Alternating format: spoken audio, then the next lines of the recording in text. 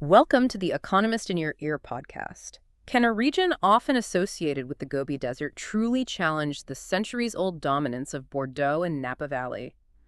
That is the, well, frankly, surprising question being asked in the world of fine wine today. It really is. We're talking about this incredibly rapid, almost unprecedented explosion of quality coming out of Chinese vineyards, specifically from Ningxia, which is this high desert valley kind of nestled in the shadow of the Helan Mountains. Right, and our goal today isn't just to, report on the recent successes, those big decanter awards everyone's talking about. We want to dig a bit deeper, maybe critically examine the assumptions behind it all. Exactly. Like, what were the real economic and political drivers that made this happen so quickly? And maybe more importantly, what are the structural hurdles, things beyond just reputation that still stand in the way of, let's say, true global market leadership? Let's start with the place itself, Ningxia. It seems like a land of contradictions for growing grapes. It really is fascinating. Geographically, it sits at a prime latitude, 38 degrees north. That's the same belt as Napa Valley, interestingly enough. Okay, same latitude as Napa, but much drier, I imagine. Oh, absolutely. Far less moisture.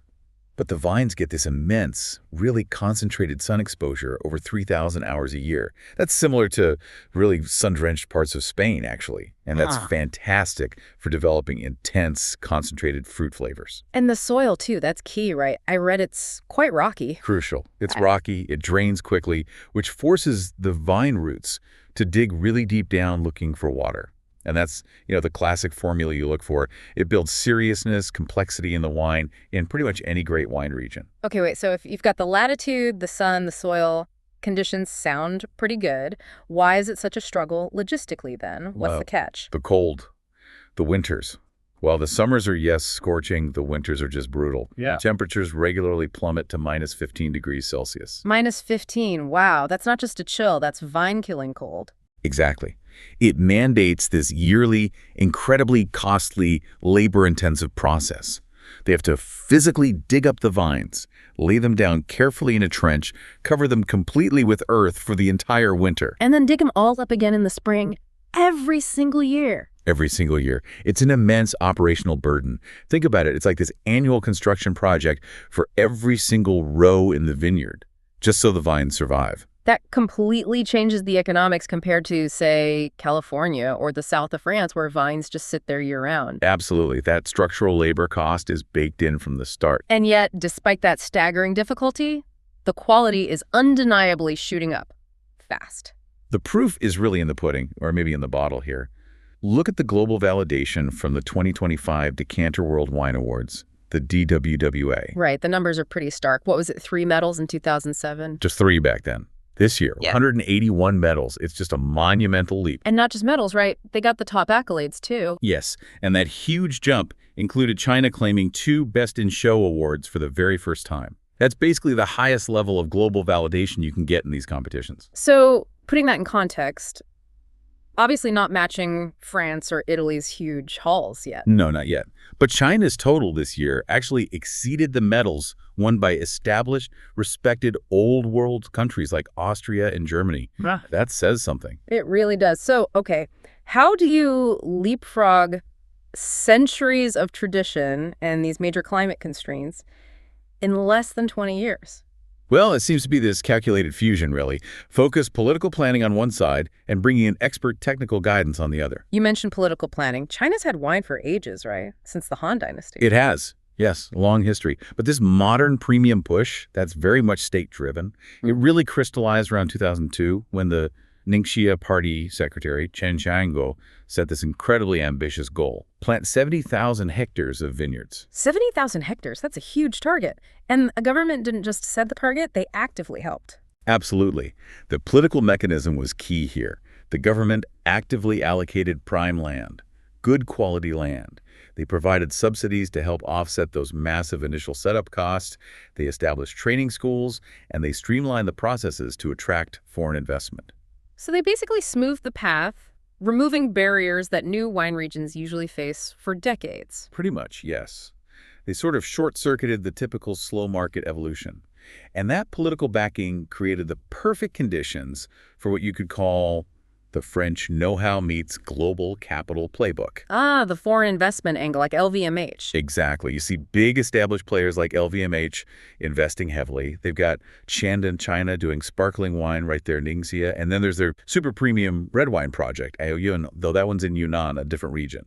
Still, it shows a model. And that French know-how means actual changes in the vineyard, right? Disciplined practices. Yes, world-class viticulture on the ground. They really adopted the strict French technique of low yields. Explain that a bit, low yields. It's the idea that instead of letting a vine produce, say, 20 or 30 grape clusters that might be less flavorful, you prune it back aggressively.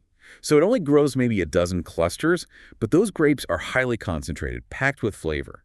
It dramatically boosts the intensity and complexity in the final wine. Right, quality over quantity. Precisely.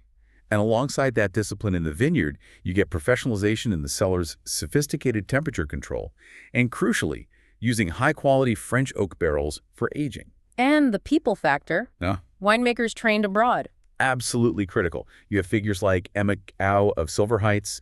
She actually studied oenology, that's the science of winemaking, in Bordeaux.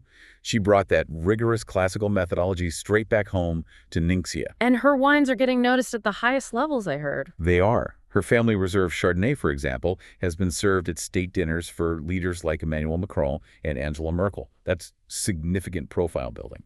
Okay, so the quality is up, the investment is there, the expertise is imported, but let's put our critical hats on now, because the reporting isn't all celebratory. There are challenges. Definitely. And it's important to look at those with some nuance. First up, scale and statistics. The Economist article mentioned about 160 million bottles produced in 2024. Right.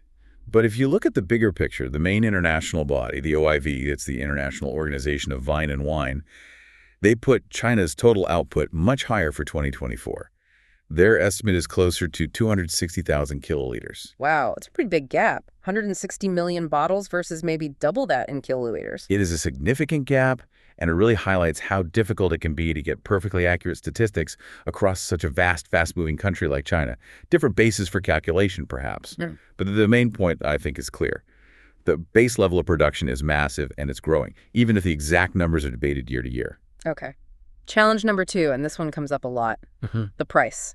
Ah, yes, the cost. When you see bottles like Silver Heights hitting $250 or Aoyun going past $350, the critics often say, well, they don't have the cachet yet, the long-standing reputation to justify those prices compared to top European wines. That's the common argument. But it raises a really important question, doesn't it? Is that high price truly a China premium based on lack of reputation? Or is it actually just a structural cost imposed by that harsh climate we talked about? You mean the cost of burying the vines every year? Exactly. When you factor in the immense amount of labor, plus maybe imported specialized equipment needed to bury and then unearth hundreds of thousands of vines year after year, well, those high operational costs are simply baked into the final bottle price. You could call it a cold climate operations premium. So the argument is they have to charge more just to break even, regardless of reputation or even quality level, because their production costs are fundamentally higher due to the winter work. That's a very strong possibility. It reframes the price problem completely. It suggests it's driven more by geographical reality than by market perception or lack of acceptance. And presumably, if they can find ways to automate that process or make it cheaper, then that premium could potentially narrow, making them much more competitive on price globally. That's definitely something to watch. Okay, another point raised is the recent dip in domestic wine consumption in China. Is that a uniquely Chinese problem? Well, we really need to challenge that assumption, or at least contextualize it. Globally, the OIV reported that world wine consumption is actually at a 27-year low right now. It's a broad trend. 27 years. Okay, so it's not just China. No. China's post-COVID slip, which was partly linked to tighter anti-graft or anti-gifting rules affecting high-end consumption, is happening within this wider international downturn in wine drinking. So this global headwind is actually pushing the top Ningxia estates to be more innovative. Exactly. They have to be nimble. They're diversifying into styles that are popular globally right now, like orange wines or Petnat. Ah, Petnat, that's short for Petit Natural, right? Yeah. That's the sort of ancestral fizzy wine. That's the one. For listeners who might not know it, it's a naturally sparkling wine made using an older method. It shows they're adapting. But despite these successes adapting styles, we can't ignore the taste critiques either. No, and some big names have weighed in. Like Chances Robinson, Her 2023 blind tasting notes mention that Chinese wines sometimes stand out as being less subtle than their international peers. What does that really mean? I think it connects directly back to something we touched on earlier. Vine age. The vines are still relatively young. Many of them are, yes. Yeah. A lot of vineyards in Ningia are still less than, say, 15 years old. And young vines often produce wines that are very concentrated, powerful, maybe quite fruit-forward. But lacking nuance. Potentially lacking some of that integrated complexity, those subtle layers you often find in wines from 50 or 60-year-old vines in established European regions. That doesn't mean the wines are bad, just that the flavor profile might be different, maybe needing careful blending or some cellar time to fully integrate. It's a hurdle for hitting that absolute top-end market consensus right away. Okay, so summing up the challenges. Scale data is tricky, price is high, but maybe justified by costs. Demand is globally challenging, and taste needs maybe more subtlety from older vines. Where does that leave Nixia's future? Well, the first critical step, I think everyone agrees, is moving beyond just being good replicas of, say, Bordeaux Cabernet. They need to establish a truly distinct Chinese identity based on their unique terroir. And how do they do that? Just keep planting Cabernet? No, exactly the opposite. Look at Silver Heights again, Emma Gal's winery. They're really leading this crucial terroir exploration.